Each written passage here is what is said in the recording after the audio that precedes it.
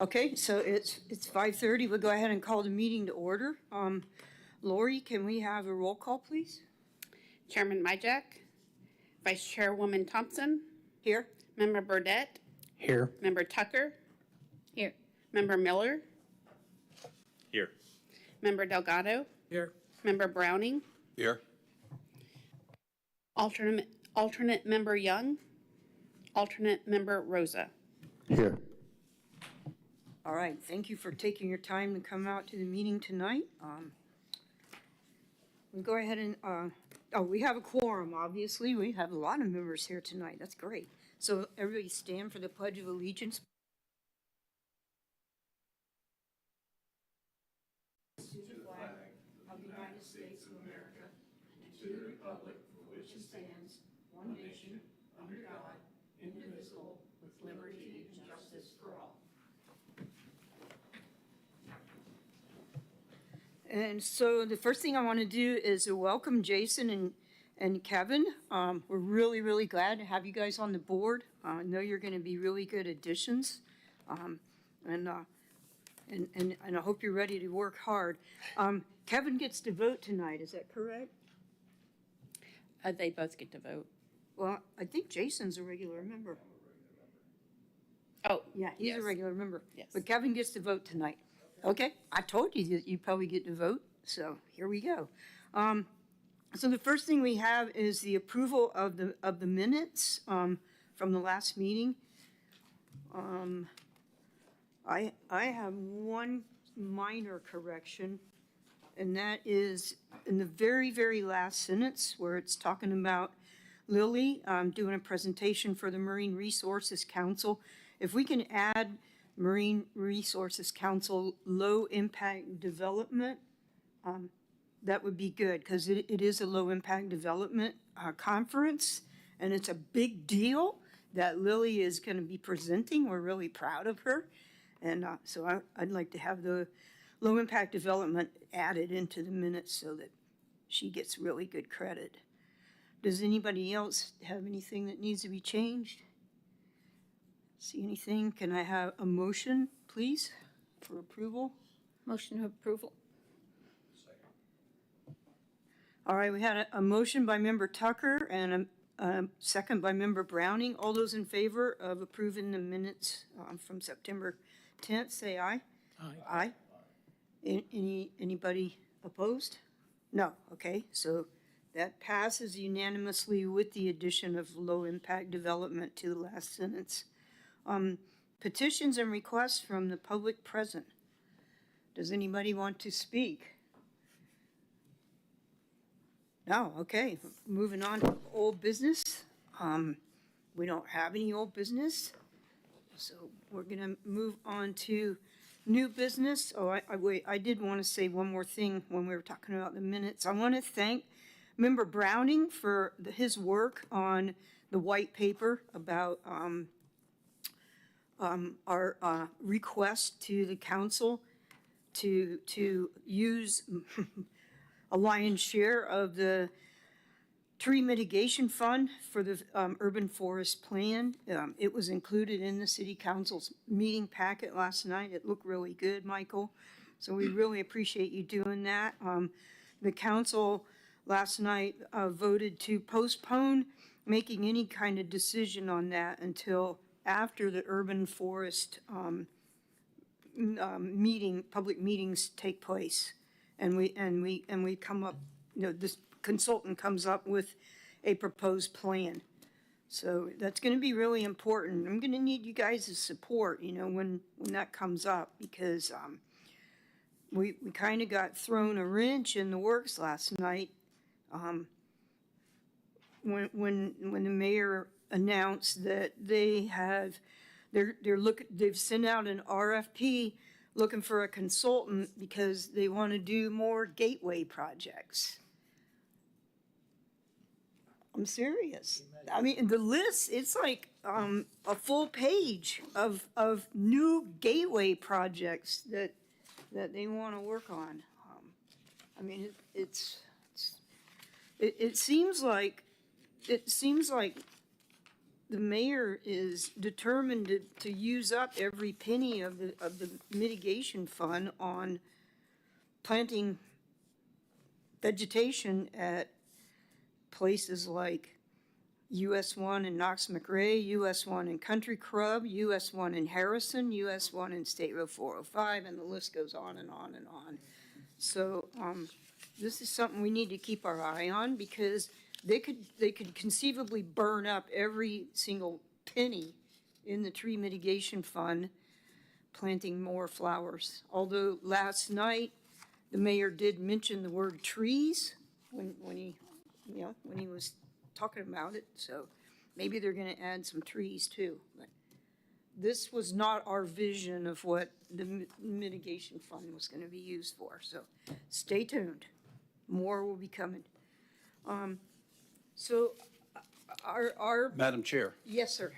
while we're on that topic, I was a little surprised by what we're talking about, but I'm not unhappy about it. Would I have liked the mayor's proposals to be coordinated more with the urban forest master plan or management plan? Yeah. I think the Titusville Tree Team would have preferred that, TEC would have preferred that. But looking at the good things, this is about trees. And planting the right tree, and hopefully canopy shade trees along heat islands, all these are heat islands, all these roadways, that's a good thing. If the consultant, and AECom is a great consultant. They do really good work. They bought EDAW, a globally acclaimed firm a couple decades ago, and AECom is a global firm, and they have great people, and they do great work. So that's not a bad thing. On its face, we would hope that we're going to get some input on that at some point. But native trees and canopy shade on heat islands, roadways throughout the city, that's not so bad. So I think we should try to look at it positively and see where we can meld the urban forest management plan with, as that develops, with whatever the consultant AECom comes up with.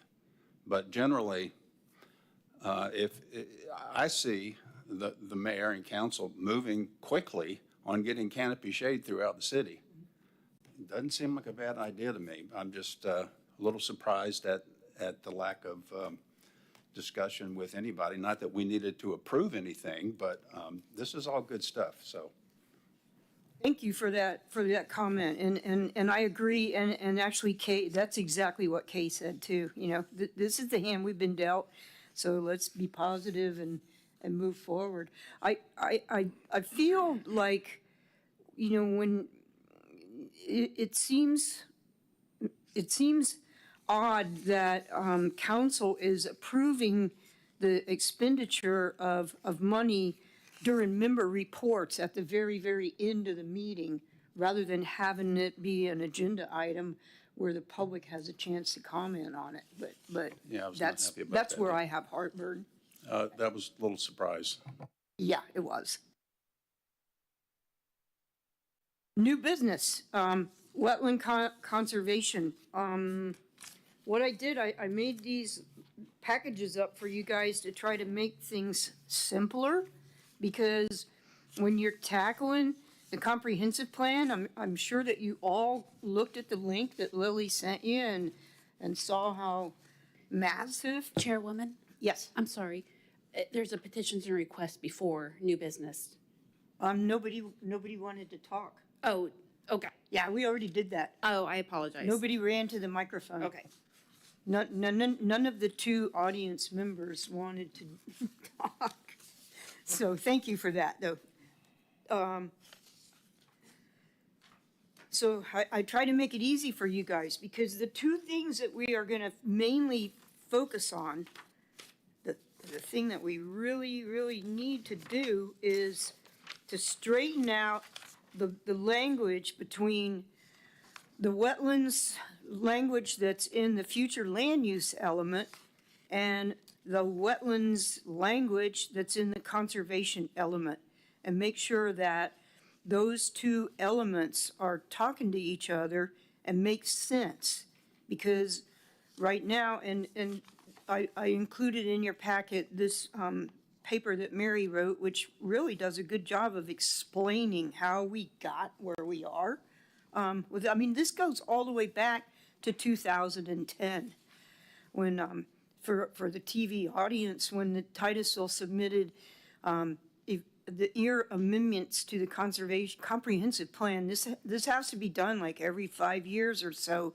You have to go through the whole comprehensive plan and make changes and stuff.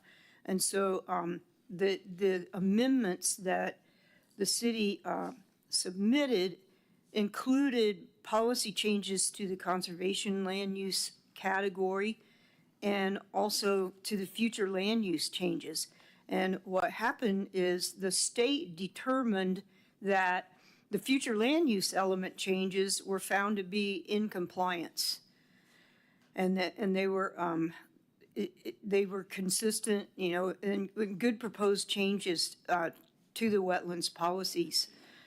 However, the proposed amendments to the conservation element, the state found to be not in compliance. And that was due to proposed major changes to the wetlands policies.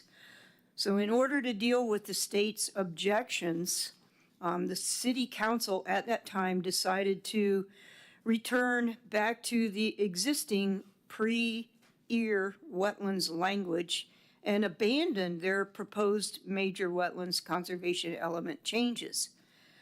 The Department of Community Affairs, which we no longer have one, but at that time, they stated that the historical way that Titusville had of protecting wetlands and their functional valuables in the comp plan was acceptable.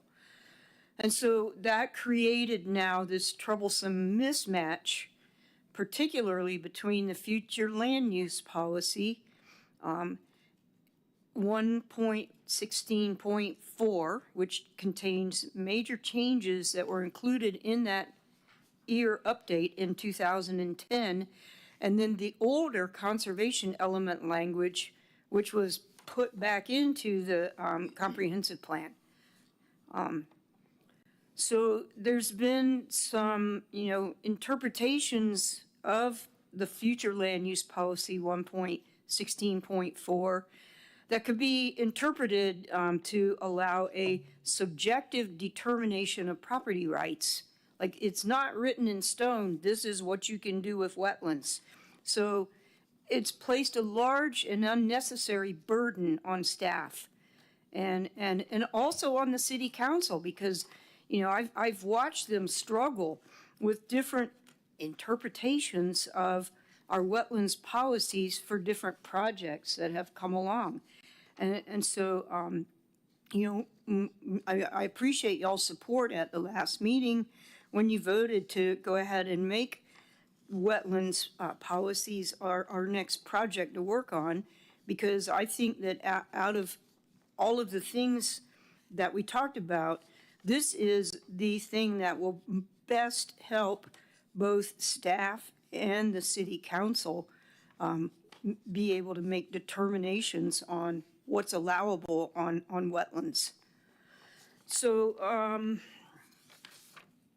Mary also made a chart that, you know, this thing that looks like a chart, and it's got with the confusion points on the left-hand side and the suggested clarification on the right-hand side, which I think will be really, really useful to guide us through this process. And so I think I've talked enough. Do we have any cards? Yes, one card. Okay. And I assume it's Mary? Yes. So would it be out of order if Mary could sit with Lily at a microphone? Because I think we're going to have a lot of questions of Mary throughout this process. Would that be okay? I Do you have a problem with that? Yeah. Anybody on the council have a problem? Madam Chair? Yes, sir. I have a question. Yes, sir. Has staff seen this? I didn't realize who wrote this because Mary's name was not on it. Thank you. I wanted to thank who put this together because it's some good work. But now that I've figured out that Mary was the one that authored it, has staff seen this to verify that all this, this is just, this is a lawyer's question. Has this been seen by staff? Yeah, Brad and I And looked over the it. staff got any questions about the information that's on here? No, I think it's just pretty clear that we got to dive into it to see what to do about it. But I don't think The Brad. staff doesn't have any questions about what's being stated here, as far as you know? Not to my knowledge, no. Okay. That was my only question at this point. Yeah, Brad and Lily were kind enough. We met for over an hour a couple weeks ago and went over all of this and got the blessing, and they're grateful for us to have the courage to step up, and try to do something. I have one more question. Yeah. So it's been 15 years since DCA rejected that one EAR on conservation in the conservation area. Why are we 15 years down the road on doing something about this? I don't want to criticize. I just want to ask. I mean, it seems like this should have been addressed. If there was questions about it, why wasn't this addressed years ago? Is that a question for Mary? That's a question for Mary, because she has been working on wetlands policies, both for the county and city of Titusville for Okay, I'll back a off long, then and long just. time. So if you don't mind, Mary, you can stand at the podium and make your comments that you were going to make, but then if you could proceed over next to Lily, that would be great. And maybe Lily will share the documents with you that I gave, because I don't have another packet. Okay.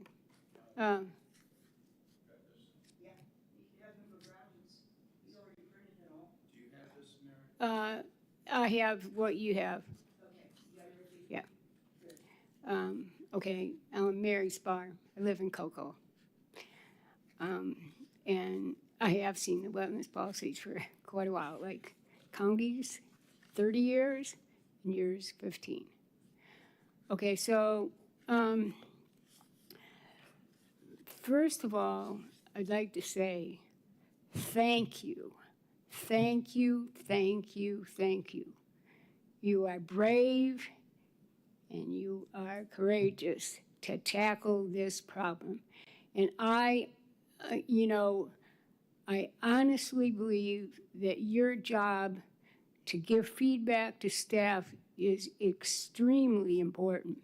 As a matter of fact, what happened was before you decided, Laura Lee called me up and she said, well, I'm thinking of asking our next big project be wetlands. What do you think of that? Well, I said, that would be great. I said, but I was planning on, and I'm going to stay away from the meeting because I don't want to have any influence on your decision about what you're going to tackle next. So I actually watched it, and I was delighted that you picked this up because it's tough. People think this is too dang confusing, and they just stay away with it. They understand flooding. They understand trees. But this wetland stuff, it's not that it's that hard, but it's so complicated. And so, to the new members especially, you're jumping in the middle of this, and if there's anything I can do to help clarify things, I would be delighted to do this. Just what we've got to do is we've got to take a step at a time. And the first step, you know, as you discussed at your meeting last time, has to do with the comprehensive plan, because that's the overall document that has policies that are reflected and explained better in the LDRs, in the ordinances. But in this particular case, the Titusville ordinances are weak. There's one little ordinance, and it just doesn't cover all the bases. So you're smart to zero in on the comp plan. And what you need to do is start with the future land use element, because that is where a developer might see that there isn't a consistency between the future land use element and the conservation element. In particular, we're looking at conservation land use. Unfortunately, and I hope it's cleared up very soon, in the future land use element, there's a typo, and it says conservative land use. Well, this is not a political statement. It should be conservation land use. So I don't know, Lily, if you, if that typo is going to be corrected as soon as possible. It's a Scrivener's error. They don't, that correction is not going to disturb anybody up in Tallahassee. So now, I suggest that we take a look at the future land use elements conservation land use category, which is the policies under future land use element 1.16. And if you need to decide if you think the things that are brought up that I might think are a problem, you think are a problem. And then you've got to understand how it works. If you have a question and you think, oh, this is just too dumb a question to ask, don't think that way. Think, this is a courageous question I'm going to ask, because I'm a little afraid, but I'm going to take the courage and ask this courageous question, because chances are you're not the only ones. You'll be like the wetlands version of the tree team. You'll know it and you'll be able to advocate it, because if there's anything I have a fear of, it's that after 15 years, as he rightly pointed out, you know, if it drags on and on, I'm going to get too old to participate, because you know how old I am now. Way up there. And I told Brad this a couple of years ago. As far as Mr. Browning's question, we started seeing the problems when some of the large wetlands were proposed for development, and that was not in 2010. It took a few more years, because a friend of mine, you know, we were, you know, walking around in Titusville, and she says, well, you know, they're going to try and develop here. So it took a while for, you know, the little wetlands to be used up, and then for them to start thinking about going into wetlands that are 5 acres or greater in size.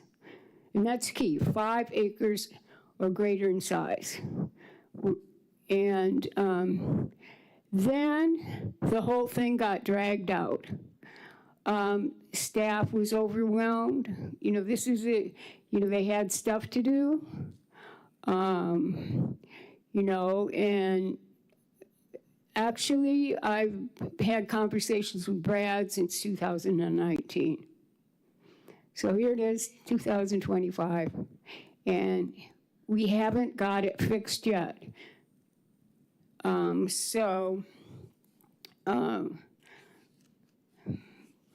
Just buckle up, and we're going to just have a wild ride trying to understand this. Do not hesitate at all to ask any question on your mind. Okay? That's it. So I guess the logical place to start would be with your chart. You think so? Okay. So a chart and the document that says future land use element wetland policies, conservative land use. So that's what you need. The future land use paper and the chart.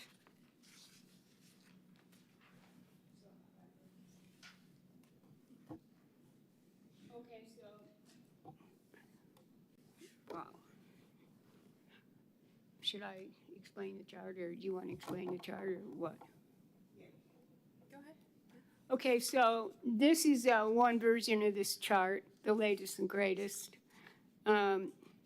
What we want to do is clear up the confusion and the inconsistencies. In my opinion, that's what we need to do.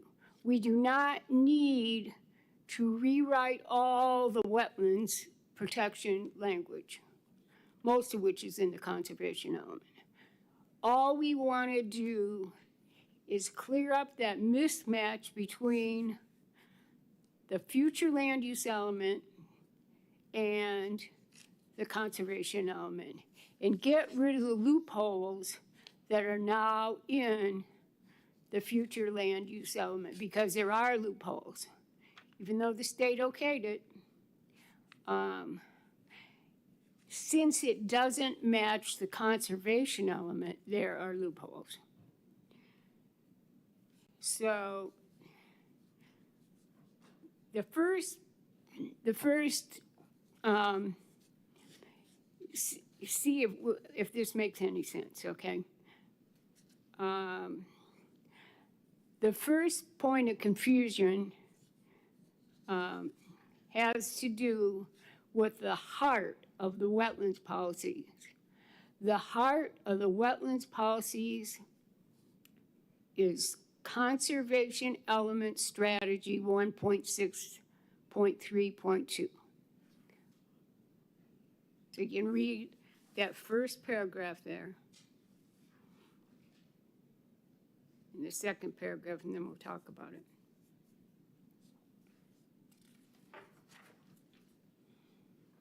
So you'll need both documents. I'm sorry, I you- told you you only needed one, but you need the conservation No, element that's only also. reference to it. I quoted the whole thing. I quoted it. Okay. They don't need that. You don't need, just what you got's fine.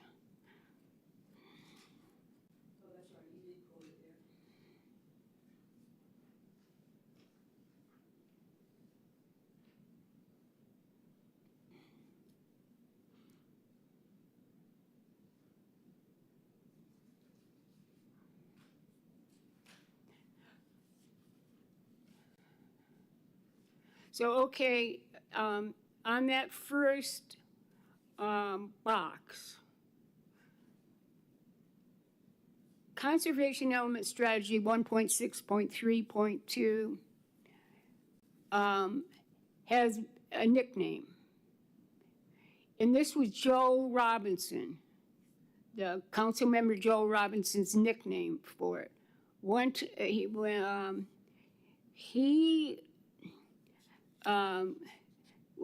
council meeting, he said, what about the rules?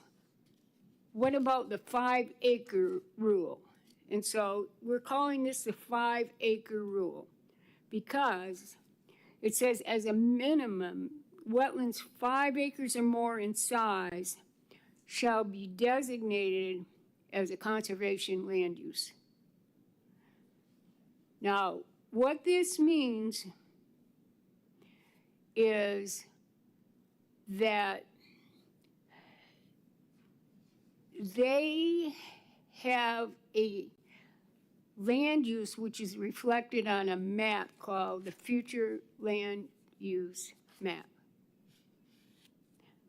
And the wetlands that are 5 acres in size or greater, way back in 1990, I believe, it may have been 91, I have the papers from the state, but Titusville, this was Attorney Dwight Sievers, they decided that the most important thing they could do was preserve wetlands 5 acres or greater in size.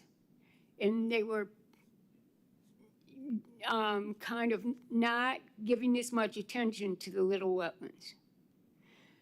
Because, and I hope that this will be explained further, that swath of wetlands, the forested wetlands that goes from the north to the south, and I know that there's a map of it, and it covers, you know, a lot of properties that are, you know, running north and south through Titusville. Those wetlands are extremely valuable, and that's one reason I've gotten interested in Titusville's wetlands, because you've got the best wetlands. You've got the best wetlands. Those wetlands 5 acres and greater in size, they are extremely valuable, and there's been a push, and I know that Laura Lee and Michael Myjack in particular have advocated for seeing what we can do about preserving them. But right now, we don't have that. All we have is a limitation of one, well, we'll get into that. We have a limitation of 1 residential unit per 5 acres. And that is the same type of limitation that Brevard County has. Mary, yes. may I ask a question? Yeah. This relates to the policy 1.16.2, and it talks about the map of 1988. The question I have is about the county's map. The county wetland code references a map, an assessment of wetlands that was done by a consultant back in 2013. And my question is this: does the county's map include all the municipalities in the county? No, it doesn't. Only the unincorporated. Okay. And another thing that is interesting is that the county's wetlands policies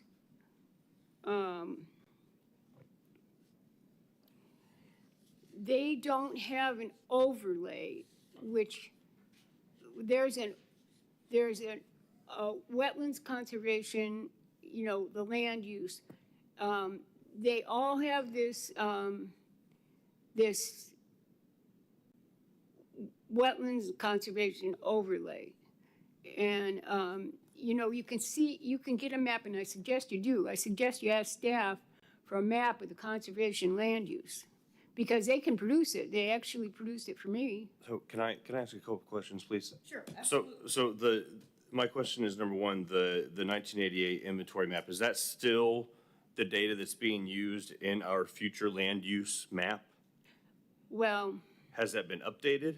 it's been updated. I believe it was updated a couple years ago. Is that true, Lily? I'd have to check. Okay, anyway, but the fact of the matter is the conservation land use on the map has not been updated, and it doesn't get updated until somebody wants to build there. Sure. And Yeah. are we able to pull up that land use map to look at it? Is that available to us here? Yeah, that might be helpful if you can pull up that future land use map. Yes.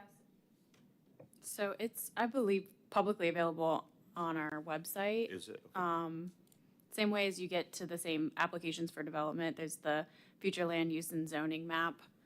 I can send it to you after, or, yeah, maybe she can show you. Yeah, you might be able to pull that up.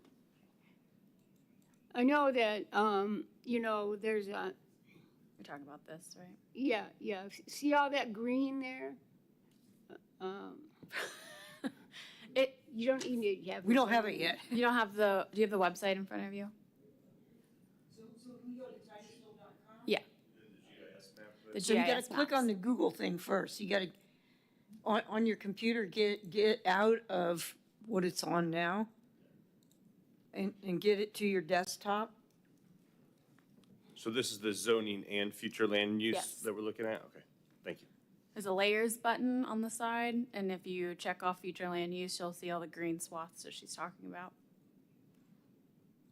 Yeah, We're still having troubles up here.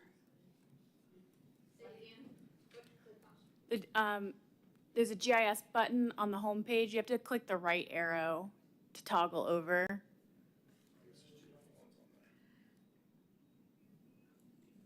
Click. It's on the home page where all those circles are. There's There's an arrow. There and you they'll- go. Click on the Google. You gotta get on the internet. Click on the Google thing. There you go. And then you wanna go to Titusville.com. this is a good exercise for them, because it's not the world's easiest to Okay. figure it out. Yeah. Yeah, I don't think we're gonna need the zoning. Yeah, right, just okay. the future land use. So once you get the Titusville.com website, Yeah, well, you did something wrong, because I went right to it, and I'm technically challenged. You're right here. Thank you. You can help them. This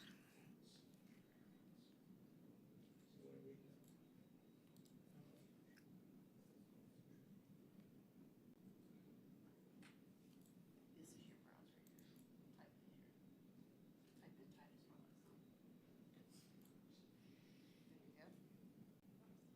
It was up there now. Where all those little circles are, remember Browning? There's a right-hand arrow on the right-hand side. Click on that arrow.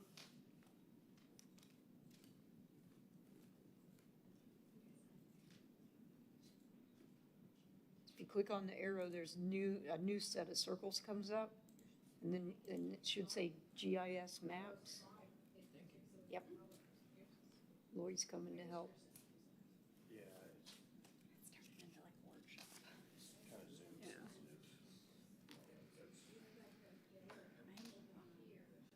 So I added the areas of critical concern. Where do you find those? If you go back to so on the right-hand side, there's like the stack of three things, it's map layers.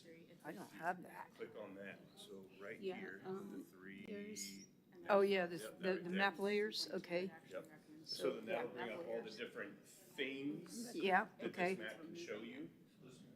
So you can add or take away should I be talking on it? yeah, You can some add of or take those away, things that they recommended. different layers. So the future land use, but then you also have, like I added the areas of critical concern. Aren't as polished as they should. So I'm gonna It's got shoreline unclick, overlay on there, lots of different I'm things. gonna unclick zoning and parcels and just use Yeah, and future if land the, use. if it gets and- confusing, you just unclick some of those things and it'll Right. clean up the data a little bit. Okay, Yes, Getting staff, right. ask council to approve staff time to dive into one of those, whichever they deem is Yeah. how did you get all those colors? From there, we can take it, try and develop something. So that's just all those different layers that you click over there. And so, some of them take a minute or two to load, it looks like. Like mine didn't come up right away when I clicked it. I had to wait a second. Yeah, zooming in and out definitely has a big impact on this one, what it's gonna show you.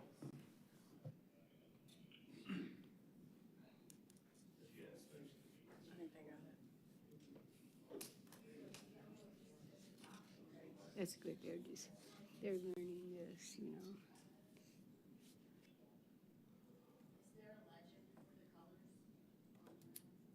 The green is what we want. Yes, on the top right, yeah, Click into it. three icons in from the top right, it's 3 lines with dots next to it. If you click that, it brings up the legend that shows what all the colors mean. Yeah, and you can also click the parcel that you're looking into, and it'll bring up the future land use code, and it'll say conservation.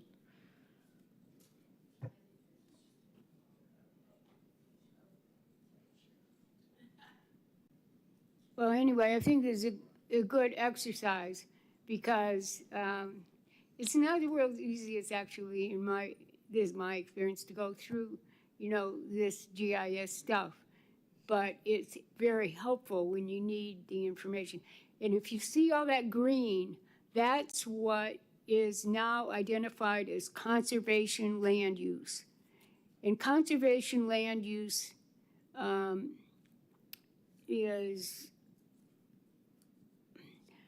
it includes the wetlands that are, it includes wetlands that are 5 acres and greater in size. It also includes some smaller wetlands, and at one point in time, it included some habitat for listed species, but I think that a lot of the scrub jay population in the city is no longer in existence. Yeah, there's essentially no scrub jays in the city. There are some out at Fox Lake and around that area, but in the city itself, there's not.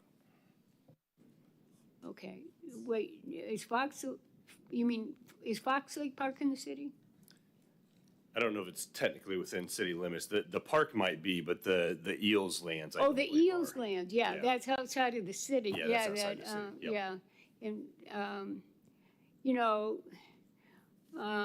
so what I wanted you to notice about this is that there's an extensive swath of green, you know, running north to south in Titusville, and we need to protect it. But, as my chart says, you know, well, let's go through the first part. It says the conservation plan, comprehensive plans, conservation element strategy 1.6.3.2 states that at a minimum, wetlands 5 acres or more in size shall be designated as conservation land use. And this is very important because there's a density limitation of one residential unit per 5 acres. Okay? But there's also a couple problems. So, first of all, when an applicant comes in to develop, they need to submit a wetlands delineation to the city. And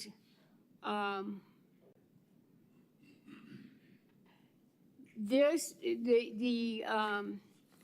city is going to revise the boundaries of that conservation land use on their property to match their wetland delineation. I have a But question. Does the county have the same thing? Where they move the conservation lines around on a piece of property? no, because they don't have this overlay. They do not have conservation land use. Though this was, you know, I have document that shows that at the time that Titusville's comprehensive plan language for the conservation element and the future land use element were written, these overlays were really in favor. But the county doesn't have one. They just require the delineation. Palm Bay is another city that has very similar language to Titusville's in the counties. And they don't have that overlay as well either. Titusville is the only place that has conservation land use, this overlay, with all, you know, that shows all the conservation land, and it has an ordinance to match, which is deficient because it's just not detailed. But what happens here, I don't know if you've been following what's happened with the water management district and things in general in Florida. When you say you have a conservation easement over wetlands, you have some conservation easement on some property that you think that's going to be preserved in perpetuity. You think that the water management district is going to keep all their wetland, you know, their conservation easements on the wetland. You think that that's going to go on forever? Not now. The water management district has changed its rules. And this came up to my just total shock a few years ago, and I have the articles from the Orlando Sentinel. You cannot count on conservation property in the state of Florida being preserved in perpetuity.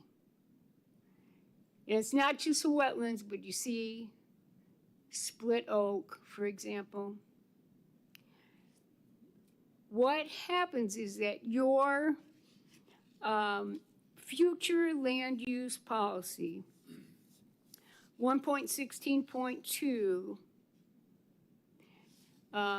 if you get that out, that piece of paper. Like I said, this is complicated, and buckle up, because nobody, I mean, people are not volunteering out the street to look at these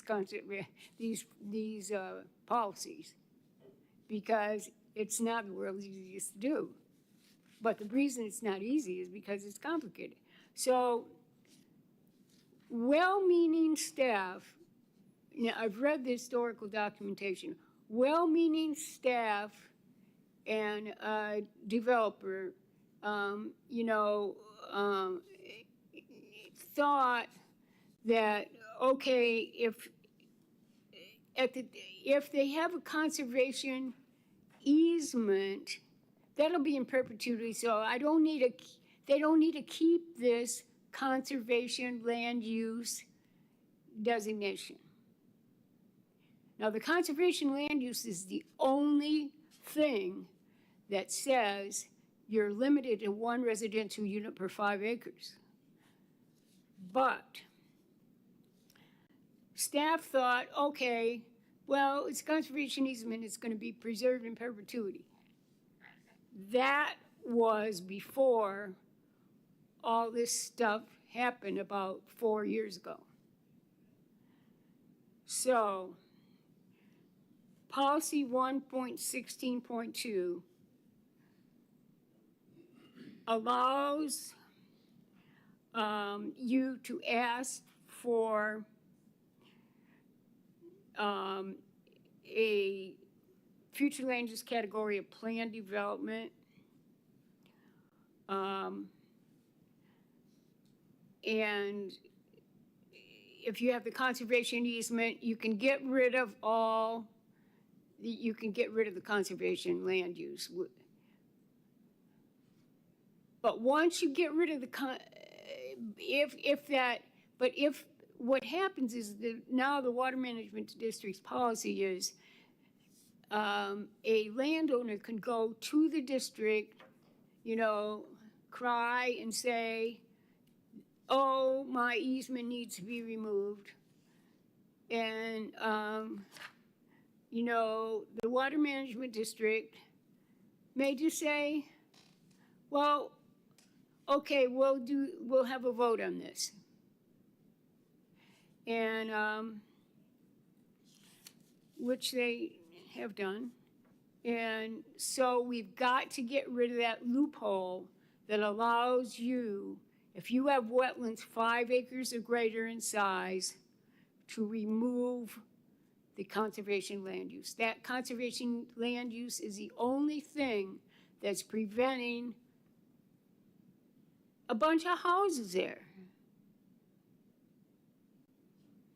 Mary, There's nothing else besides that, yeah.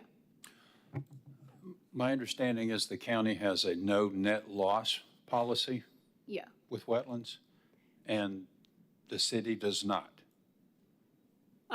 Is that correct or not correct? Yeah. Do we say something about no? No, I net think loss in we have a conservation? no net loss of wetlands. It's a no net loss. We do. One thing about no net loss, it's not no net loss of wetland acreage. It's supposedly no net loss of wetland function. And the people will kind of joke about it. I'm talking about county staff, because they know what it means. It's not no net loss of wetlands. It's no net loss of wetland function, and now we got some strange things like you can mitigate. There's very tricky verbiage with that. I'm on the EELS SMC, and we hear that all the time when we get mitigation donations from developers.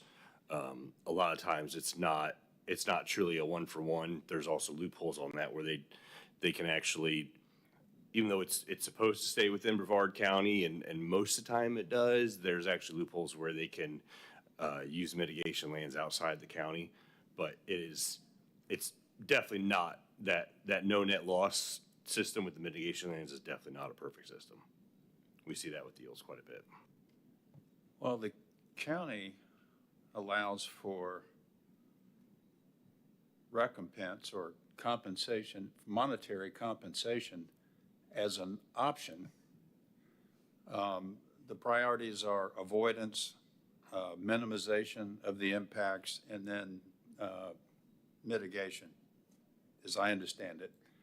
But I was just amazed to discover that I will also take money to kind of help grease the skids. And I don't know another term to use except that. I'm sorry. I actually didn't know that was part of it. I know that the EELS gets these mitigation lands frequently, but it's not necessarily always the same.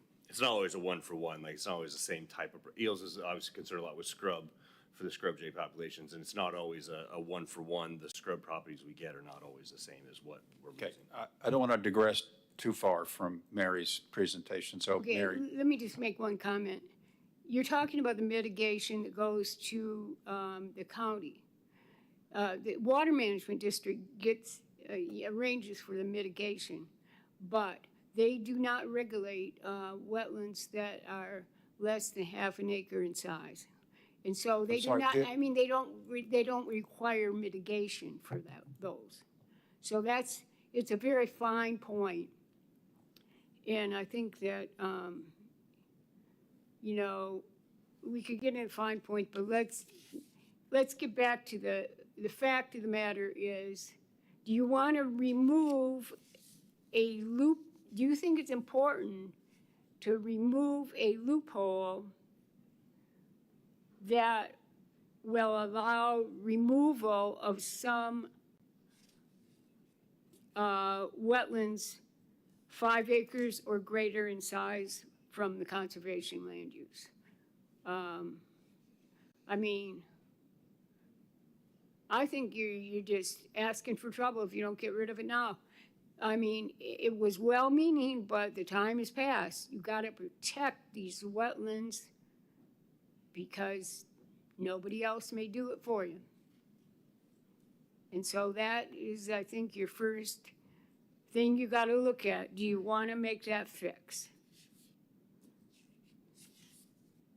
So, can you explain what that loophole is? Where is Okay. is the wording in Yeah, 1.16.2? okay, it's toward the end. It's, I don't have your printout, Laura Lee, but I got one printout. It's after a comma. It says, unless such wetlands are preserved by a conservation easement as part of a plan development or other master plan development. And it all, so, So I don't have that language. right, do you have, Oh, I see it, never mind. I mean, it's a very easy fix. And I don't think you'd run into any trouble with anybody disagreeing with it because circumstances have changed. And nobody's criticizing the fact that somebody wanted to do this in the first place. It was well-meaning, but So you gotta be careful. I know that I'm new to all this, but it seems to me that a recommendation from this commission to the council to remove that verbiage would not so necessarily fix everything, but I mean, that's gonna remove that loophole. Is that, am I understanding that correctly? Absolutely. Yeah, I mean, I don't wanna cut short your presentation, because obviously you have a lot of knowledge on this, but I also don't wanna, get so far that we lose track of the fact that this is potentially an easy fix now to simply make that recommendation. Am I understanding the You procedural part are of this correctly? totally correct, because that's what we gotta do, is we gotta go along and find things you wanna fix. And when you see something like that, and you think it needs to be fixed, then you need to bring it to the attention to TEC. Because that's on this chart, and if TEC thinks that needs to go, then they make that recommendation. They tell staff that's what they want. Okay, so let me ask you this. So, I'll pick Park Preserve at the corner of Knox McRae and Park Avenue. There's a 14-acre tract, 2/3 of which is a lake, but there's like 5 acres of wetland on the south side of that. And I think that's a conservation easement. So you're saying that conservation easement is not safe? Do they have a conservation land use over it? I can't tell. I'm on the property appraiser's website right now, and it just says, what does it say?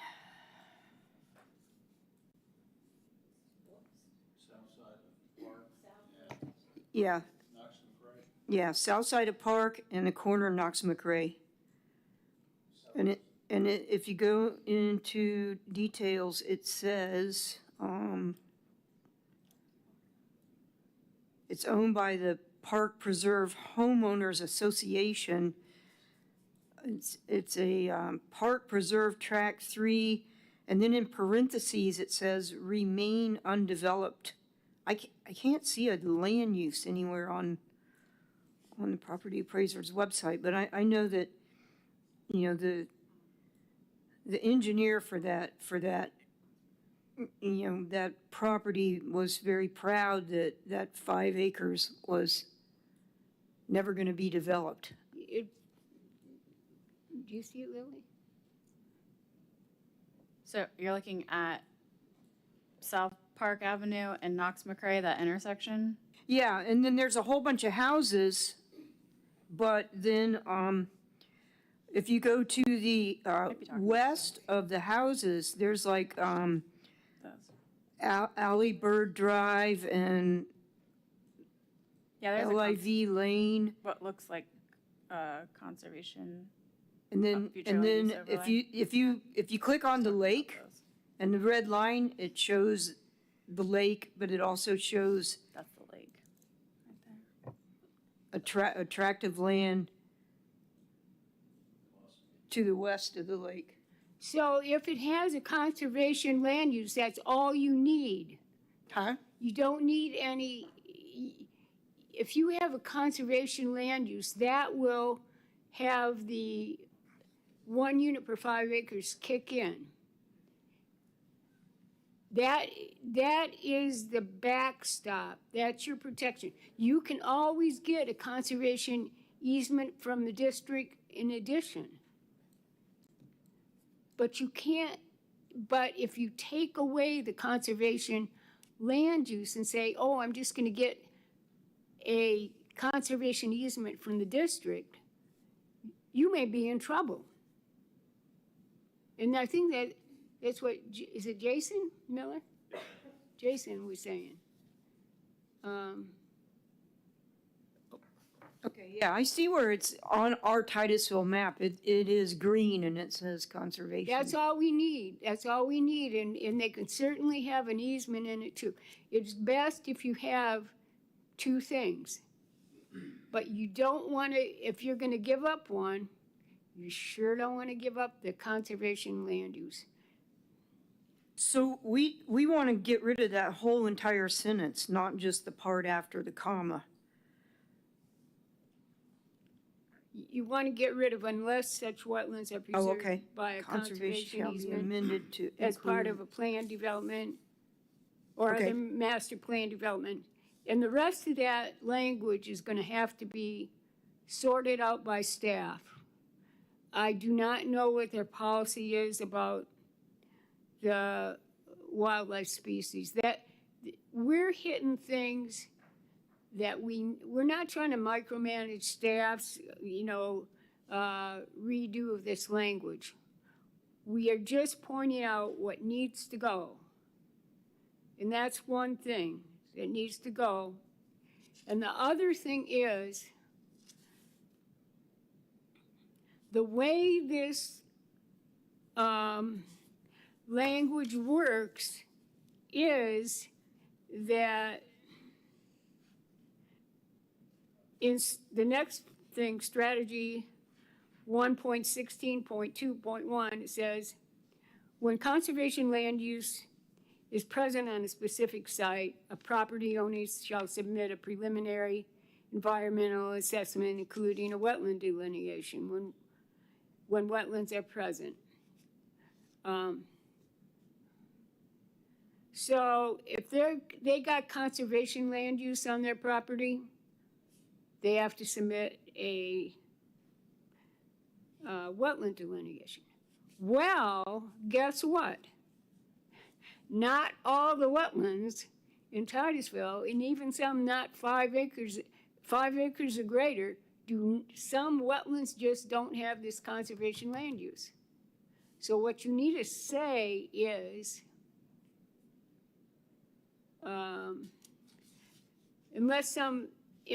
you need to say that if in strategy 1.16.2.1, when conservation land use is present on a specific site, a property owner shall submit a preliminary environmental assessment, including a wetland delineation when wetlands are present or suspected. I mean, 1988, you missed some wetlands there. We're not talking about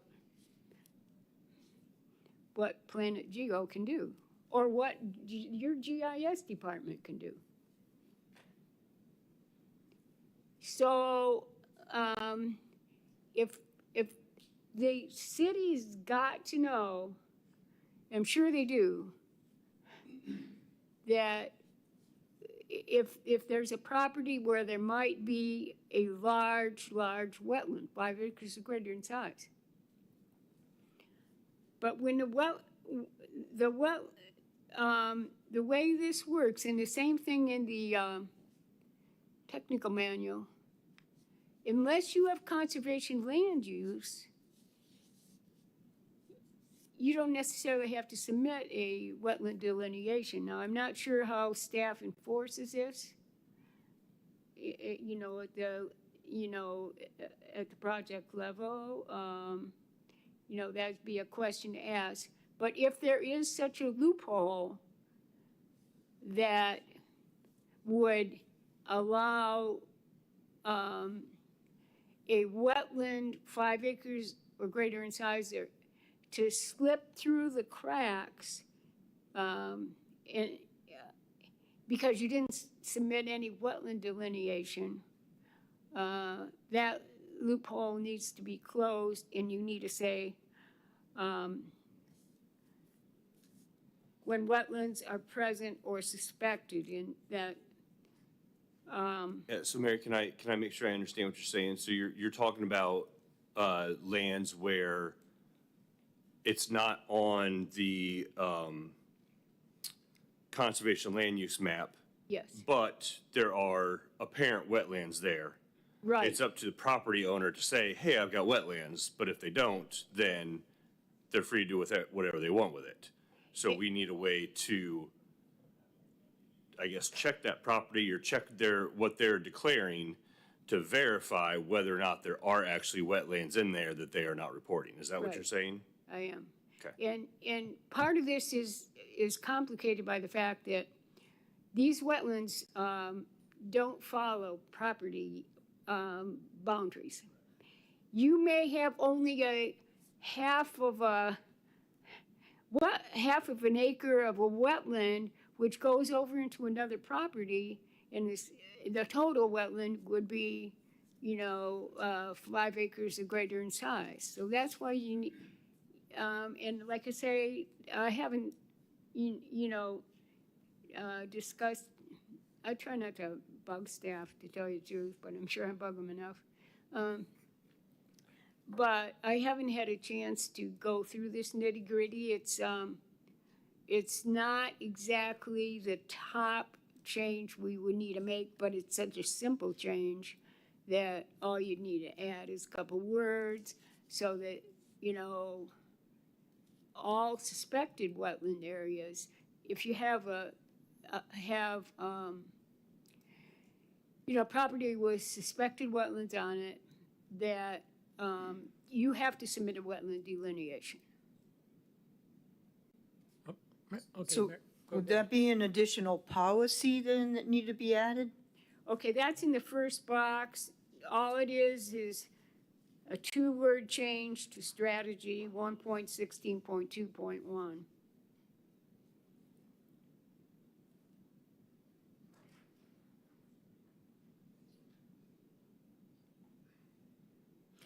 So, Ms. Mary, Yeah. so I see where you would add or suspected those words. And then would it be enough to, at the end of the text that is there, just make the statement that all wetlands 5 acres and greater in size are designated conservation land use and will always remain in That conservation? is in a different policy. We'll get right to that. That's in a, Didn't- we haven't gotten that far yet. No, I'm on strategy 1.16.2.1. And you said revise the language in strategy 1.16.2.1, as well as the policy 1.16.2, but both of those would need the language that you mentioned here, which was that all wetlands 5 acres or greater in size are designated conservation land use and always remain in conservation. That was part of strategy 1.16.2.1, where you added the words or suspected, and I'm just asking if that text that you, I'd like to think about that because that language is, about designated conservation land use is actually found in the conservation element. So if we can just kind of push that discussion aside. I mean, Okay. I don't think we need to decide on the final recommendations tonight, that's for sure. But you need to get some sort of feel for what the problems are. And Okay, Ms. Mary. So, if we have planned urban development, like in this case, where you have the architect engineer decided to keep a large portion of the land as conservation. And then he put it down on his planned development or other master plans. You want to take that verbiage out of 1.16.2, right? Because you want to stop at unless, such as.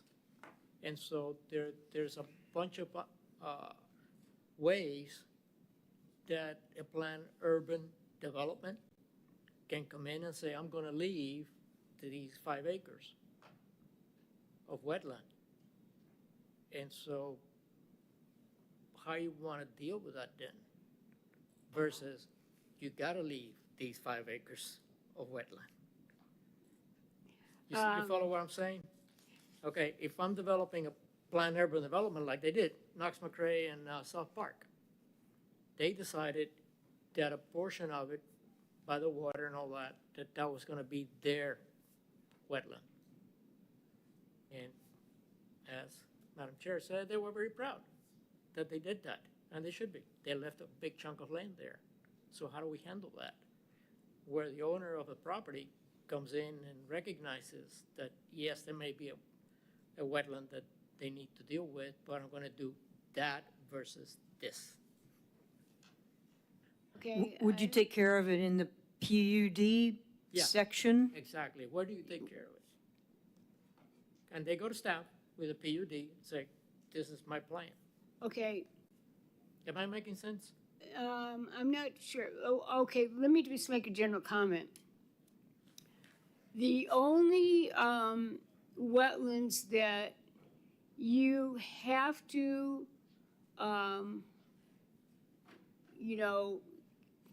have a conservation land use on are the ones that are 5 acres in size or greater, okay? What Titusville has done is basically, I don't know if I should use the word sacrificed, but it has not taken the initiative in its responsibility for land use planning. It has not taken the initiative to strongly protect anything under 5 acres in size. And that's a problem for the conservation element. Titusville, you can see that people are developing these small wetlands. It's more or less their option. They deal with the water management district on this. Because there is not strong land use planning language in the conservation element. And the comprehensive plan is supposed to do land use planning, not permitting. I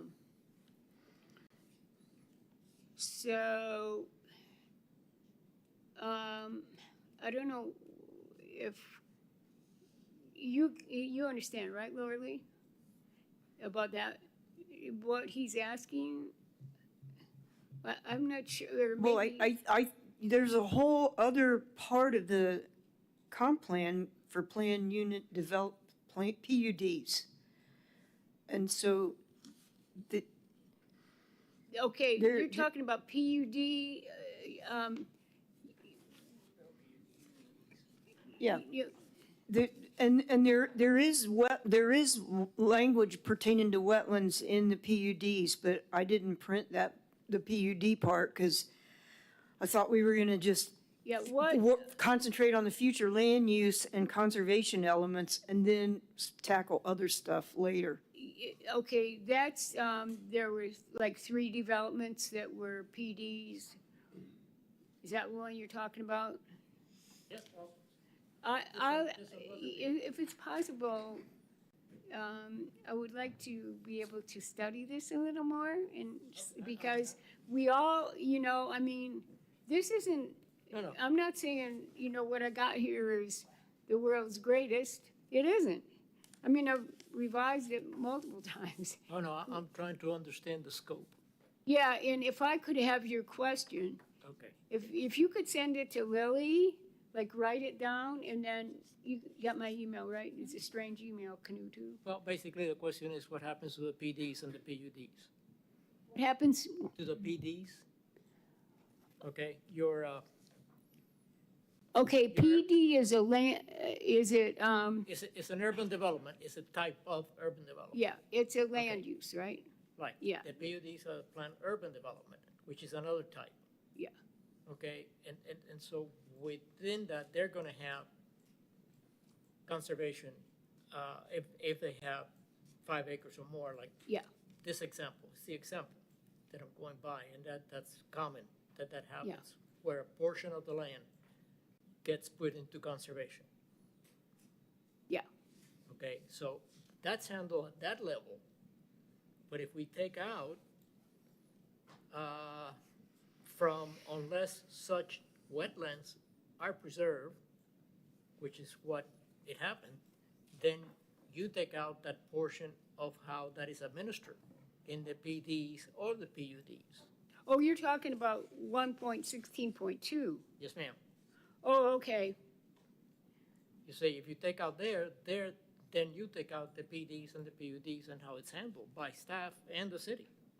No, I think. You think so? No, because by taking this language out, then it would just mean that those areas that have conservation land use in the PUD would still have the conservation land use. Right. This is a loophole that allows a developer to remove the conservation land use from their areas that they are designating as conservation easements. And what Mary is saying is that the state no longer recognizes conservation easements as being protected. But if Well, I you, can't say the state doesn't. They may act like it is, but I gotta say, the, Friends of Orange County and, yeah, right. and the Orlando Sentinel think you just can't, count on it, but, it's really confusing because there's a PD, zoning. There's PD zoning, has nothing to do with the, PD land use, which was, I looked at them all, and they're kind of ancient developments. I don't have that in front of me right now, but,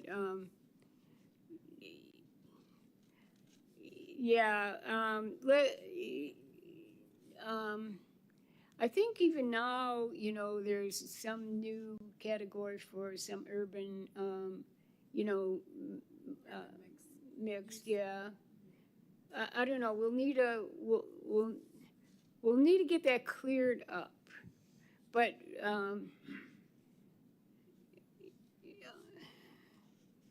it is a loophole, let's put it that way. And it has nothing to do with the PD zoning. Nothing.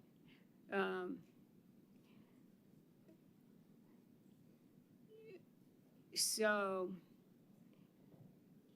I can sort of weigh in a general yeah, theme that I'm picking up here as a potential summary of what I'm hearing we'd like staff to look into is removing the future land use policy 1.16.2 that allows for the conservation easements and planned developments in lieu of conservation land use designations for wetlands 5 acres or more in size. And that is absolutely something that was identified in your natural resources plan as a line item. It's vague, but it is I keep going back to that same part that we can take that and start bringing, well, I guess I should say, you should probably recommend a motion to ask council that we start diving into that, staff does. Everything about flu policy 1.16.2 that designates that loophole that Mary's talking about. Yeah, this whole thing is gonna take a lot of massaging by staff because this language is not the world's best. And I'm just trying to point, I think that if that would be helpful, I think that, you know, maybe the plan should be that you think that staff should look into if you think it's a loophole, then ask staff to take a look at it.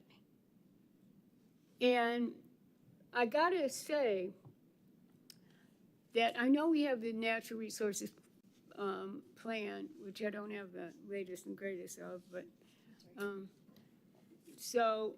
but what is the most accurate is the knowledge of staff. You're very lucky. You have an excellent staff to work with. And have them look at it, and hopefully you'll be able to partner with them. That's what we want, partnership and teamwork. And so how about if we ask staff to look at this policy 1.16.2 and strategy 1.16.2.1 and see what they think. So can I ask a procedural question with this? Are we making a recommendation to council to have staff look at this, or are we just making a request to staff to evaluate this, like as far as a motion goes? I was advised, because of the nature that this is extremely complicated, it will take more than several hours to chunk through, that you would have to go before council and ask that we focus on that, because it's not going to be a quick by any means. We did that last night. That I watched, and the only motion that I saw they passed was about the tree part. And it got really confusing. They started talking about trees and then wetlands and then flooding. And then when they wrapped it all up into their final motion, it was, yeah, go forward with the urban forestry plan and using the money for that. No, that was different. So I asked for advisability during petitions and requests, which was totally separate than the urban forestry thing. And Right, and then you brought up the wetlands part, and then Stokel brought up the flooding, which the whole conversation left us kind of confused on what it is they wanted by the end of it, that it would be clear for staff to see exactly what it is you want us to work on. And that's what I read off, was the removing 1.16.2, all the parts that Mary's talking about, the line after unless or adding suspect, whatever that looks like is going to take a lot of time. And then just saying to council as part, because you did ask them about taking on wetlands, they're all for that. I did hear that part. But exactly what about that? There's like 5 different things we could tackle, from the LDRs to the comp plan. That was never fully clarified. So what I'm suggesting is simply stating that in a motion, and we'll focus solely on this policy 1.16.2. All the removing confusing language that leads to the conservation land use designations of 5 acres or more in size, all of that, as it's written in page 34 of your natural resources plan, which is a theme I kept hearing during this whole discussion. We'll tell council that's what staff has TEC has recommended for staff to look into.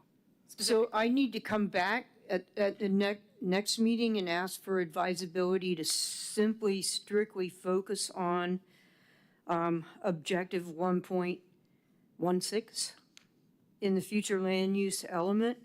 And that will take care, I mean, there's 2 pages of 1.16.2 and 3 and 4.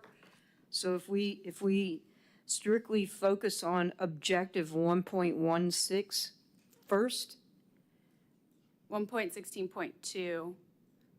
So council's already approved your natural resources plan.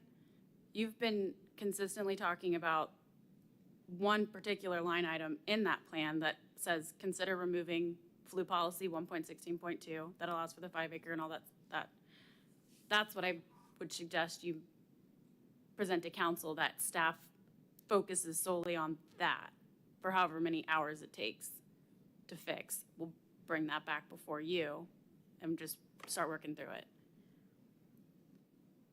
Because it's gonna take a long time. Yeah. I understand that.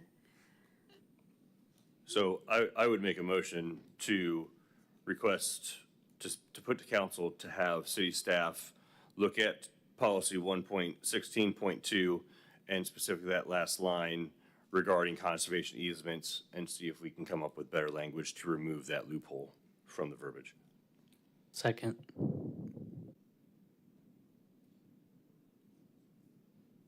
All right, so we've had a motion by member Jason, forgot your last name.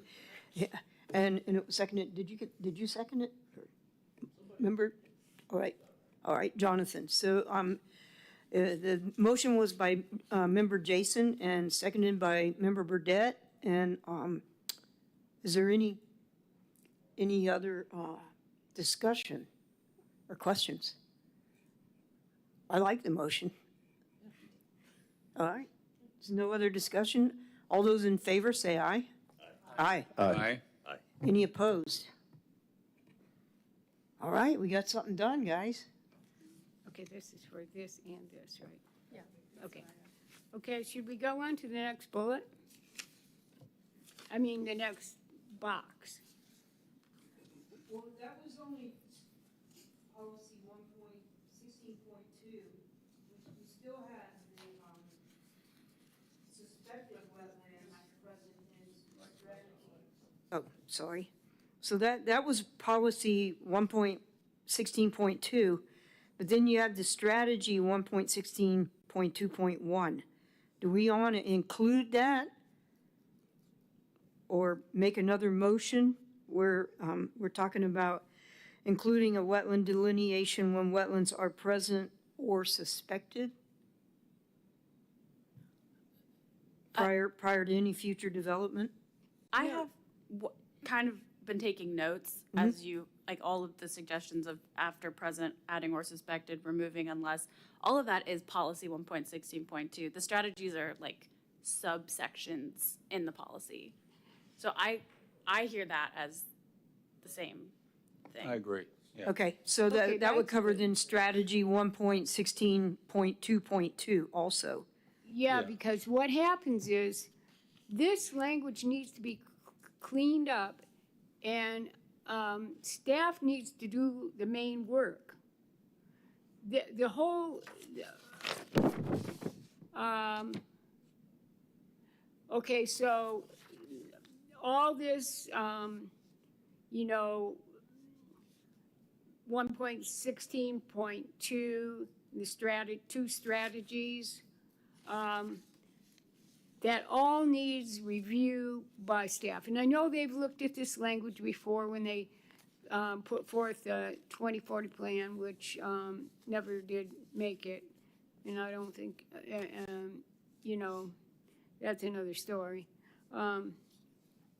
But if staff can look at this and then try to work as a team with the TEC, because your help is very valuable. I can't stress it enough. They need you and you need them. So if that's what you mean, Lily, to look at all this stuff here on the first page, and then we can go on to some other loopholes, and then we'll.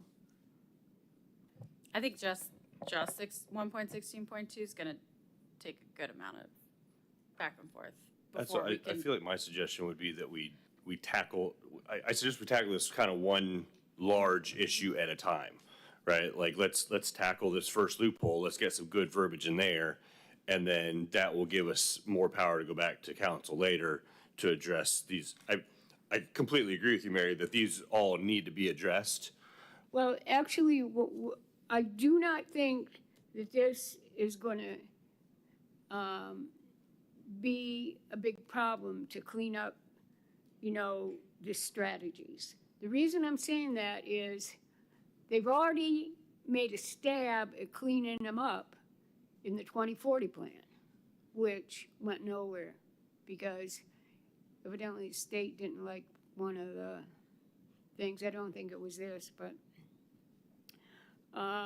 Do we have access to that verbiage that was put in there originally that the state rejected? state never rejected the 2040. I'm sorry, what they found to be non-compliant. He's talking about you're going all the talking way about back to the- 2010. I have,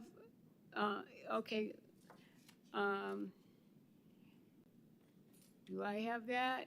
It just, I'm curious It's because on the state site. it sounds like from what you're saying that verbiage that the city originally had could have been effective, but the state found it not to be in compliance. Well, I got to But tell now- you one thing. When it came back for, well, let's put it this way. They had some language and staff tried to fix it, but nobody liked it. Well, if there was somebody, I mean, I got the minutes from it. It just, people couldn't stand it. And this was the developers and the environmental community. So Dwight kind of threw up his hands and said, well, let's go back to the original language. And now we have the mismatch.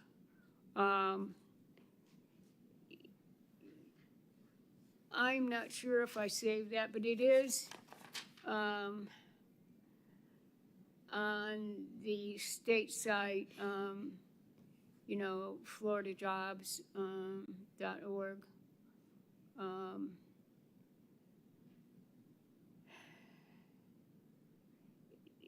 I think it's going to be complicated to look at. I'd like to go on to the next thing if we could. Is that okay? Madam Chair, Yes. if I may. I agree with biting, eating the elephant one chunk at a time, right? I do agree with that. And I'm also hearing Mary saying that, she's looked at this hard and for a long time. And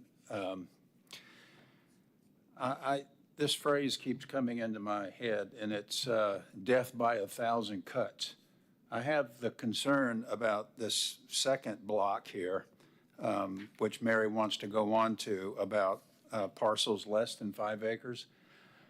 Whenever we do it, I think it's critical that we do it pretty soon. A lot of these projects are not large projects and involve wetlands over 5 acres. And I'm really concerned that we figure out what to do with these parcels that are less than 5. And the wetlands typically, are they're not all within one parcel. They're, on multiple parcels. And it's a difficulty trying to figure out how we avoid death by 1,000 cuts.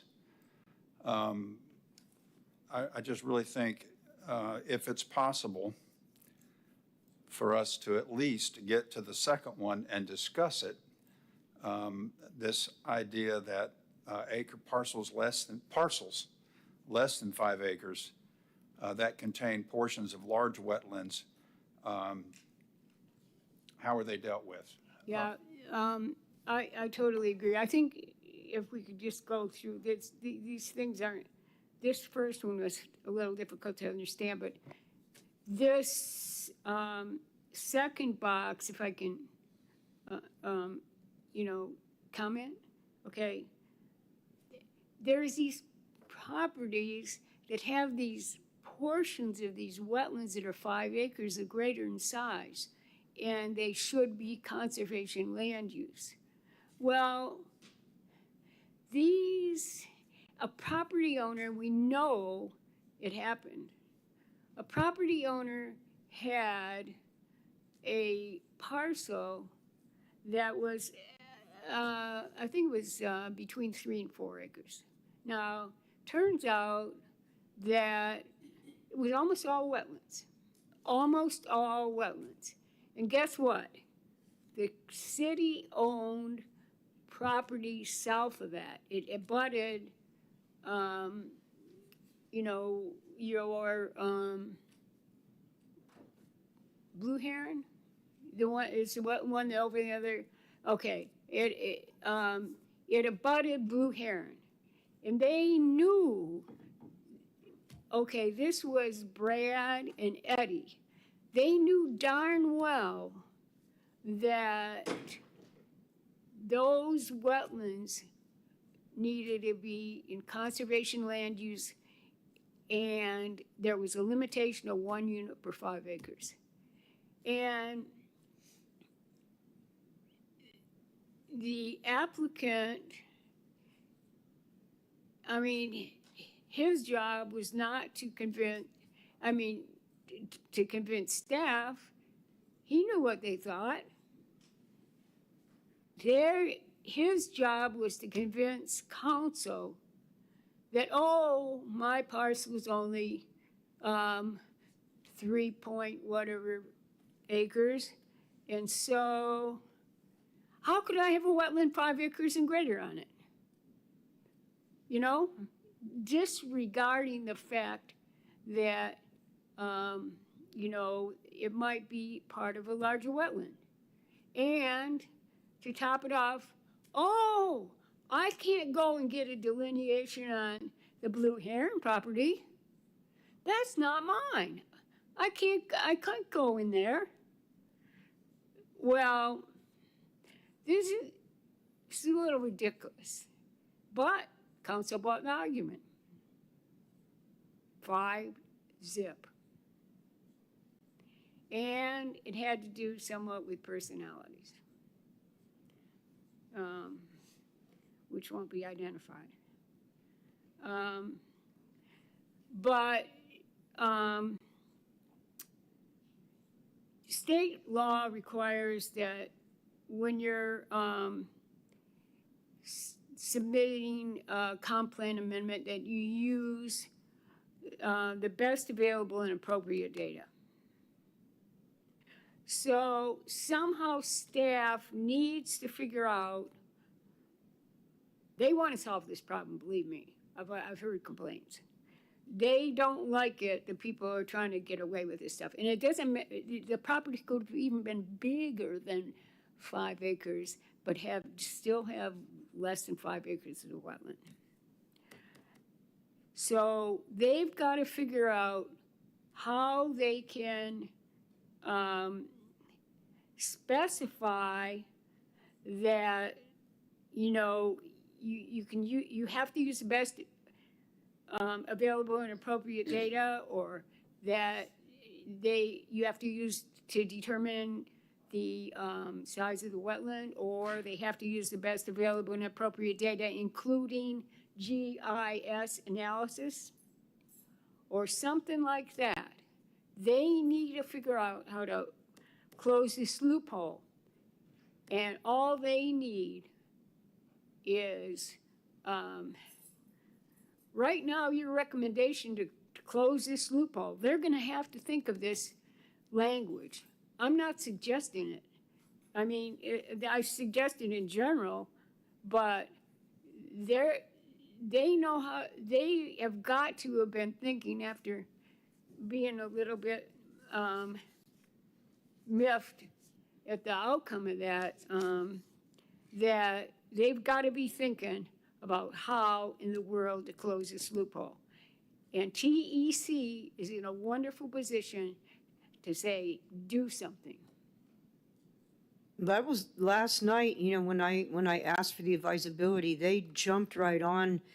That was the that's the first one thing they they jumped said on. is, like, the wetlands that are smaller wetlands that are connected to big wetlands, how do we protect them? That was the first thing that they talked about. So even the council recognizes that there's a problem here. So that's something else that, you know, you could ask, you know, that council could be asked specifically to close this, you know, if staff can work with TEC to close this loophole. So would that mean adding another policy or another strategy? How about another sentence? Another sentence to what? Yeah, add language where? All right. So, I, think it should be added in,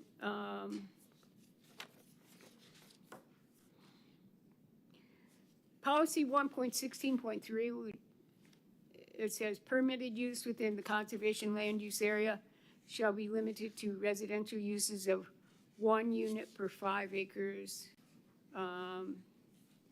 You know, and then it goes on. And you could add some sort of language about these wetlands that spill over from one property to the next. Like I say, this is an example in my second box. There's a lot of variation in that, but it's that wetlands that spill over from one property to the next, you know, they've got to think of a way that they can, you know, use the state requirement and think of a way based on that, maybe the GIS or something, that they can stop this stuff because it's, like Laura Lee said, I mean, that was what Jolynn brought up right away last night. She knows, you know, they probably thought about it. Staff's had afterward. GIS for quite a while. I mean, why didn't, I'm not sure why it didn't work before and council voted 5-0 to approve the project. They didn't, okay. You'll see I the guess- way it doesn't say now that they have to use the best and appropriate data. It doesn't say that. It doesn't say anything about the wetlands that spill over from one property to the next. And that's what the problem is. So it's not like they didn't have the tools before, and they did have the tools because Wasn't staff specific stated enough. it in its report that they thought this was part of a 5-acre wetland. But they, you know, it's a loophole because it's not tight enough language to stop somebody from using it. So do you think the most appropriate policy for this language to be worked in might be 1.16.3? Yeah, stick something in there and, It's most relevant because to they've got that to. policy? Yeah. They have got to, and that goes on to the next bullet, they have got to define how this 1 unit, residential unit for 5 acres is going to work. I think that's like, policy 1.16.3 is talking about the residential uses of 1 unit per 5 acres. That's something that's totally different than what we're talking about protecting smaller wetlands that are connected to bigger wetlands. I personally think that it needs to be a separate policy because I think it's going to be confusing. They could do that. They Yeah, could do I think that. it needs to be its own separate policy that stands on its own, and it would Yeah. be a lot stronger than trying to tack it Right, onto you another may want to, policy. you put a couple strategies there because that's a very good idea.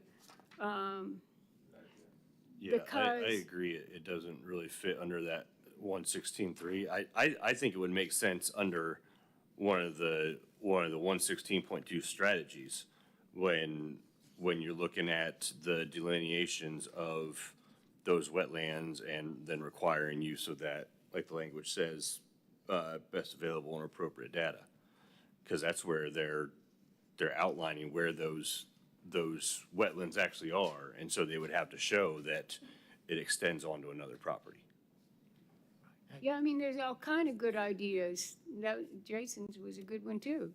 I mean, what we're talking about is not a small wetland that's connected to a larger wetland, but a small portion of a wetland that is part of a large wetland, because it's not necessarily that it's, well, maybe it's connected, but I mean, it's a small portion that's connected to a larger wetland, like, you know. And we're still talking about properties that fall under the conservation land use. Like we can look I mean, I'm looking at properties right now that are less than an acre, but they are under the conservation land use. So we're just saying that if these come up, council needs to look at this and see that it's connected, and then. Well, the thing about it is, the way that the 2040 plan was written and the, which, like I said, did not go anywhere. And the way, now wait a minute. I lost my train of thought. I just lost my train of thought. Can we see the language from the 2040 plan?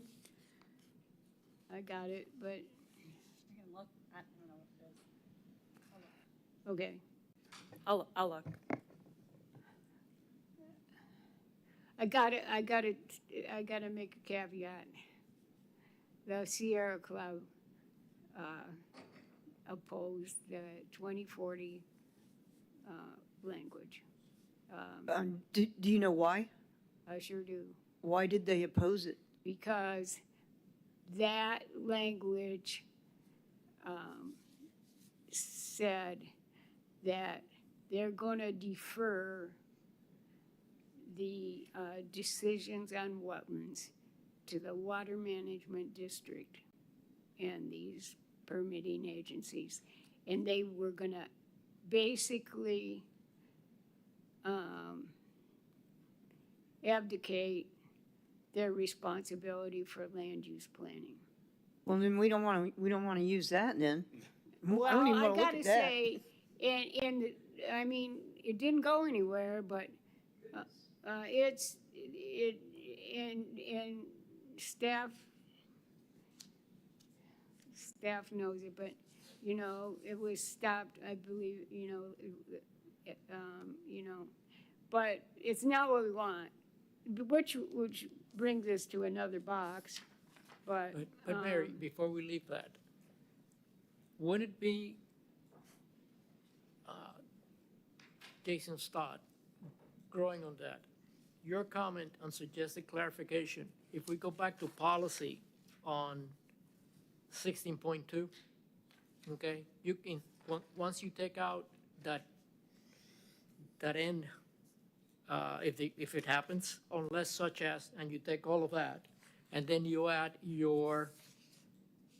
language so that the best available, you know, under that, and that stays within policy.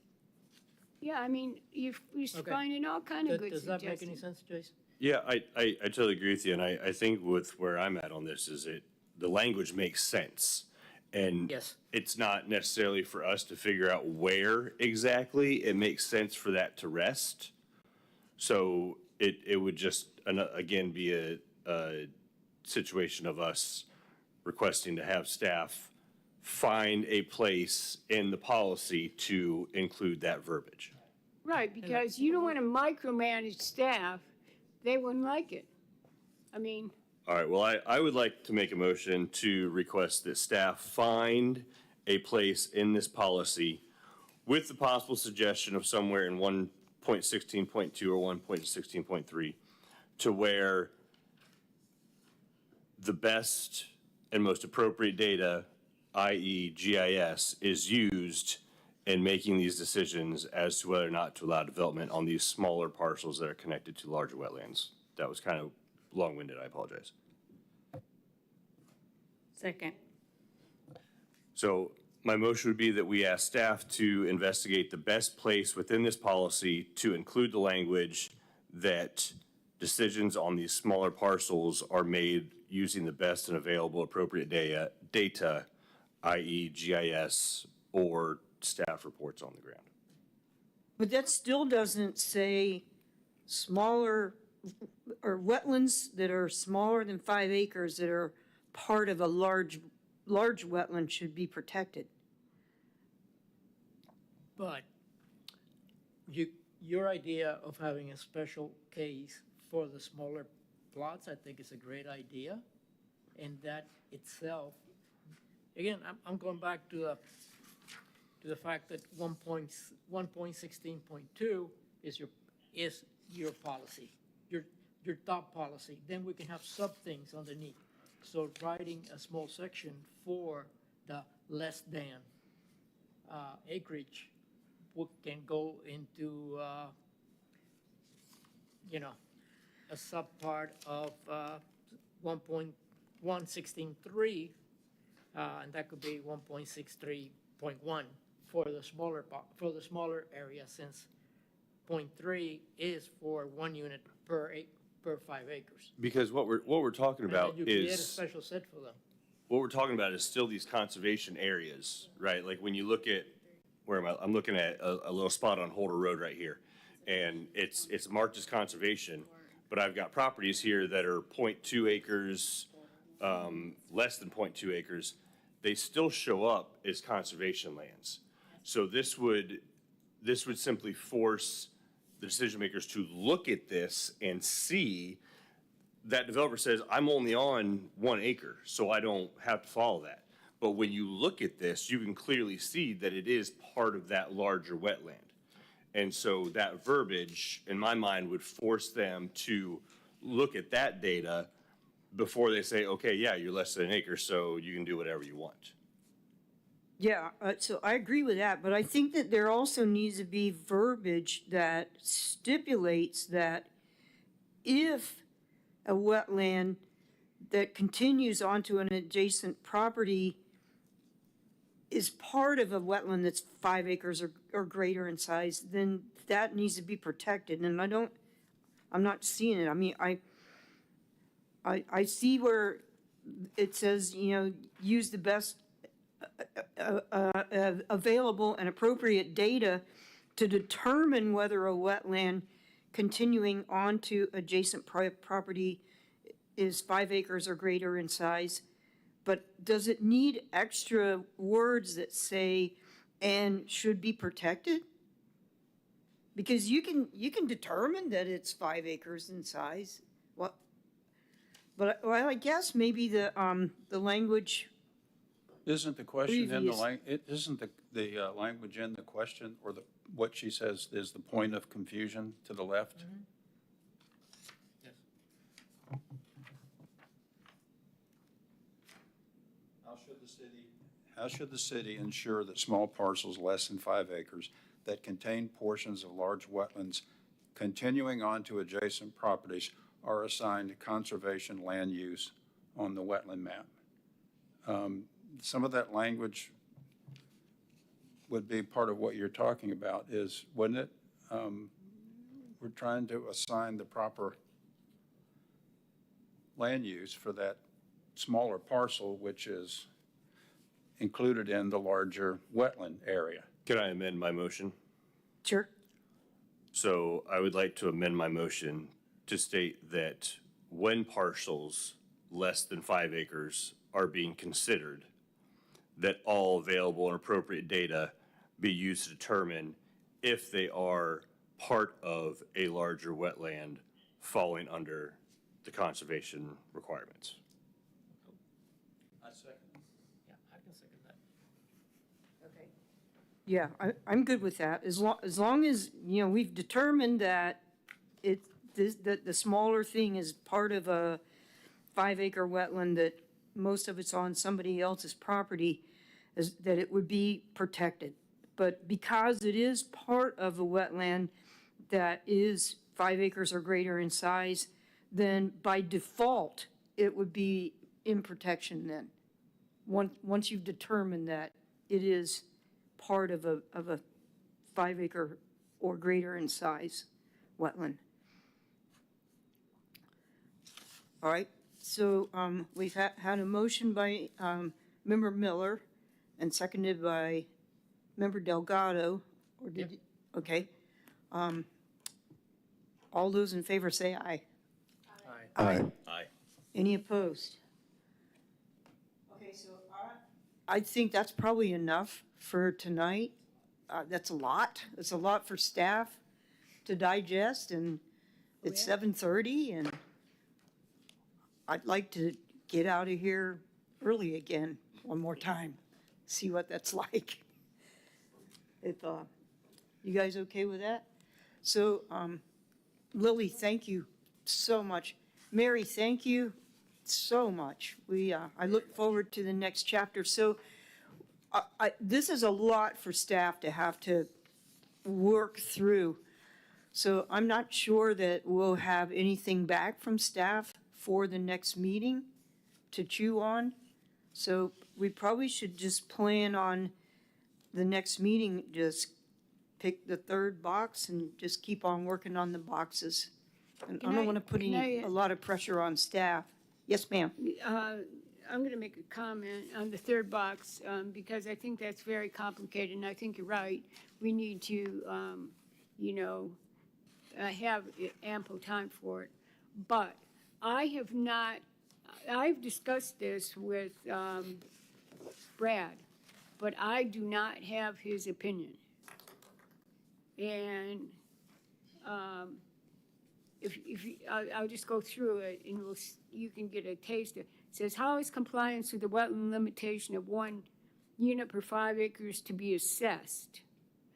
Should the density limitation be interpreted as a percentage, such as 1.8% of the conservation land use? Now, I do not have his opinion. He has seen that 2 major developers have used this. This is Honeycutt with Rick Kern. They have voluntarily used the 1.8% of the conservation land, and Bruce Moya, MBV. The one who was not actually required, but they did this on their own. The one who had the opportunity to use that and did not is a consultant you've heard from before. And there's a great difference between 1.8% and 12%. And Brad's seen all the math. But I don't have his opinion on the second question, because technically it says 1 unit per 5 acres. Now the county, they expand, they have a percent, 1.8%, they use the property total because they use they protect all the wetlands, not just the ones 5 acres and greater very well. I mean, you're gonna do it. You get a piece of paper, explains the rules, this is what it is, period. But I think we need to make absolutely sure that, how staff feels on residential unit of 1 unit per 5 acres. Is single family the only type? That the Lieberman property was going to build, they were going to build all these apartments. I mean, it was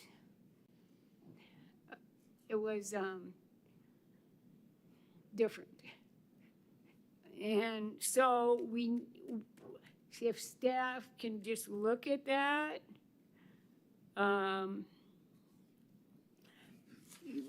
staff needs some, before we discuss it, we might want to have some idea of how staff feels about it. I mean, yeah, I know that Lily said that they didn't find any problem with it, but, you know, you got to just double check. We want to work as a team with staff. And if staff doesn't like the idea, I think they think some, you know, maybe a percent's okay. You know, they need to weigh in definitely on whether it's just single family or you can have multifamily development as part of your 1.8% of the wetland allowance, you know, because some of these wetlands are huge. For example, the one on the Lieberman property, I believe, was 120 acres. That's all I got to say. And thank you so much for trying to understand it and asking questions.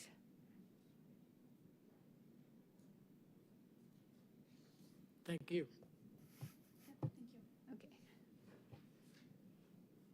So we're gonna wrap up the discussion on wetlands confusion and move on to petitions and requests from the public present.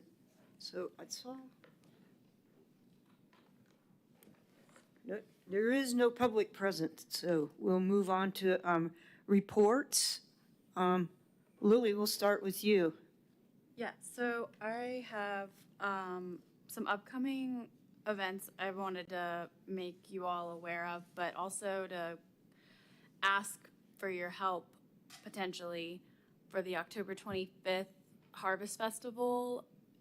Reserved a vendor booth for the city, on behalf of the city, to have a booth there to collect surveys for the urban forestry management plan. I'm going to be jumping back and forth between that and the Rotary's Brewfest. So I was going to ask if there's any way anyone from the TEC would like to volunteer to help man that table that day. And if there's more than two of you, I do have to have it notarized, or advertised, sorry, through the clerk's office. So I have some questions. Are the surveys printed for people to make their answers on, or are we I'll gonna have have like an iPad there that they're gonna hold on to an iPad and do the survey? How is the survey gonna be done by the public? So I'll have a tablet, also a bunch of handouts, really just someone there to explain the project is, and I can put the QR code too. So when I did National Night Out with the same thing, most people just took the flyer, just knowing that it's going on, and it also invites them to attend the vision, Craft the Vision. So it's just getting the word out there about the urban forestry management plan and to fill out the survey and to come to the event. Okay, So most people chose to take a flyer and not fill out the survey on the spot. right. And this is at the Enchanted Forest. This is a really nice place to be, guys. It's nicely shaded. The TEC had a booth, was it last year? Last year, we had our own TEC booth at that event, and it was fun. And you're more But- than welcome to talk, TEC talk, too. You don't have to just. Right, yeah. But that was kind of neat. It's a huge opportunity to talk to a lot of people, and it was very productive last year. I'll find out tomorrow whether our church is having a regional conference or something on that Saturday that I hope I can get out of, but I'll know tomorrow whether I have to be at that church thing or not. If I don't, I'll be there the whole time at your booth. Yeah, I can send a follow-up email, just gauge interest, but I did want to formally state to all of you that if more than one of you is there, it has to be advertised. Well, why don't you go ahead and advertise it just on the chance that there might be more than one of us there? Okay. And And as another reminder of sunshine, don't talk about things you would vote on and everything. Right. So with that, I guess just a gentle reminder, November 10th is the urban. Oh, thank you. Appreciate it. Yeah, that really helps me out a lot. I'm running around all over the place. What are the hours? 10 to 3. 10 to 3. Yeah. And I'll be there to help set up and break down. And you're going to set it up, so that's Yeah. even better. Yeah, We you- don't have to set it up. Great. 10 to 3 at Enchanted Forest on the 25th. November 10th is the visioning workshop for the urban forestry management plan. So that'll be kicking off our first public engagement. That's going to be here. And the consultants will be here. All but one council members will be here. So that should be interesting and fun. And then also November 4th is the Resilient Titusville exposure analysis presentation at the Tom Statham Community Building at 5:30. So that's the 100-year flood, 500-year flood, future and existing maps that they've come up with, the sensitivity analysis, and everyone who's submitted the Identify a Flood survey and how that overlays with the new maps as well. And we'll also have our stormwater management, floodplain managers there to help answer questions too. But that might be a good opportunity for TEC to come out as well. That's for Resilient Titusville. Yeah, and I guess, There is a survey for the urban forest that I hope all of you guys will take. The webpage is at the bottom of the flyer that's in your packet. But yeah, please take the urban forest survey and then try to come to the community visioning workshop and the Resilient Titusville. I mean, both of these are projects that the TEC has worked extensively on. So it would be really nice to have some TEC members actually at these two events. Well, 3, counting the harvest thing. Anything else? no, just as a reminder too, November's our last meeting and then December we have off, so that will be a reset. But no, that's all I've got.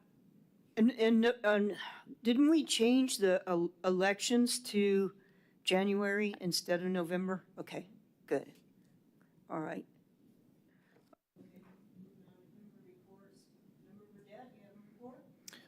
I'd likely plan to attend the Enchanted Forest Yay. Harvest Festival. I don't think I'll probably be there for the whole duration, but I had at least planned to stop by.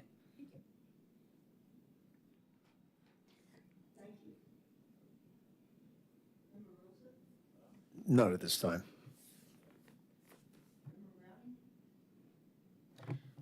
I was going to report about the council's notices last night at the meeting about the tree initiative and hiring a landscape architect, but you stole my report on that early, so I'm good. Thank you. I was going to report on that too, so it's done. And, yeah, I'll help out with the harvest. I can do that. And,